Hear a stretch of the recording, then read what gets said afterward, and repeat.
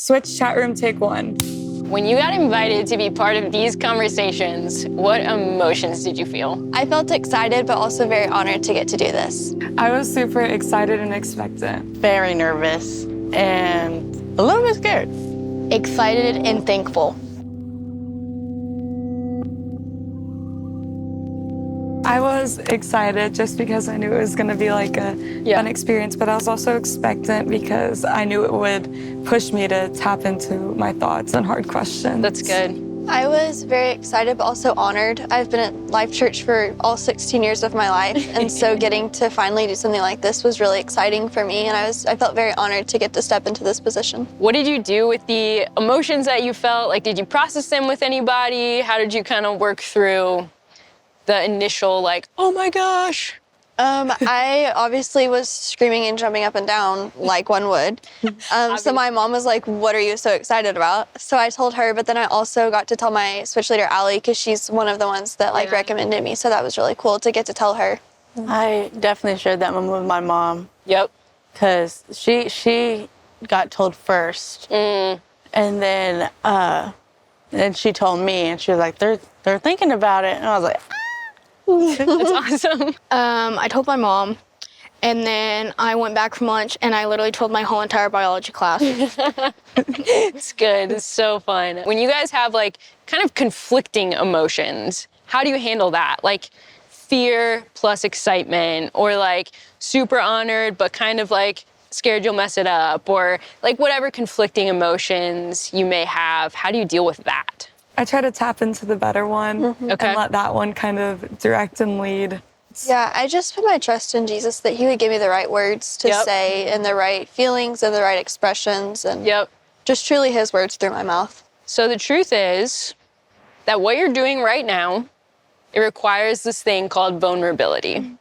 Because you guys are up here, you're sharing your raw emotions, you're sharing your thoughts, you're processing through things and telling stories from, like, growing up, and people are gonna watch this. Like, people all around the world are gonna get to see what you're doing right now.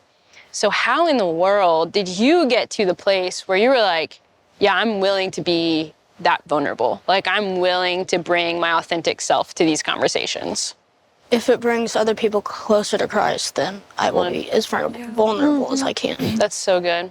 I feel like it's definitely been a journey throughout my life of becoming vulnerable because I used to see vulnerability as a weakness. Yeah.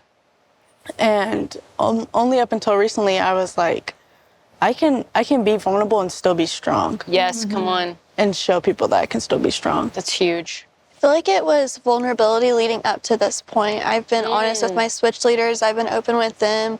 They've seen work and improvement in me. And so I feel like that's what really made Allie confident in me. That's huge. When you're in the habit and the practice of being vulnerable, then this kind of stuff is just like normal.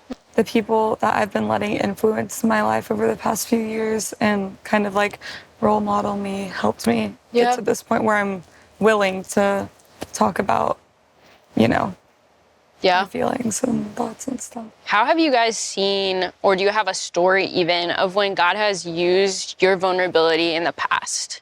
So a couple years ago, I preached the Team Teach at Switch, and I was very honest and open about some really hard things that have been going on in my health journey, and I got as vulnerable as I could have. And actually, after the message, I had a student come up to me and say, hey, I'm going through that, and I really appreciated your vulnerability in that. Wow.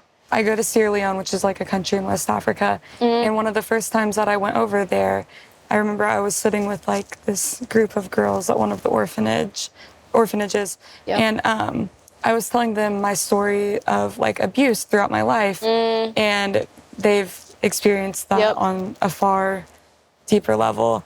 And I remember like 3 of them gave their life to Christ and stuff. So it was just a really cool experience being able to like use my trauma and stuff from the past and lead other people to Christ through that. So good. If you guys had to say what your prayer is, like what you're praying for how God might use these conversations that we're having today, what are you praying? My prayer would be that students know it's okay to be vulnerable and it's actually good and it should be encouraged, even though society, there is a lot of transformation through vulnerability. I hope that they can understand that they're not the only one going through this and that they're not alone. No matter what's going on in their life, they can still be vulnerable with other people. Yeah. Like, other people want to help them, and it's not just like you're on your own kind of deal. Yeah. It's other people want to help you through this. It's great. So good. Well, I'm thankful that each one of you said yes, and I'm thankful for your vulnerability. I have so much confidence that the same God who brought you here today is going to use your vulnerability to reach the students who are going to be watching this in the days to come. So thank you guys. Who is someone that God is asking you to be more vulnerable with? My friends. Other people that don't know Jesus yet. My switch group. I think God is asking me to be more vulnerable with my mentors.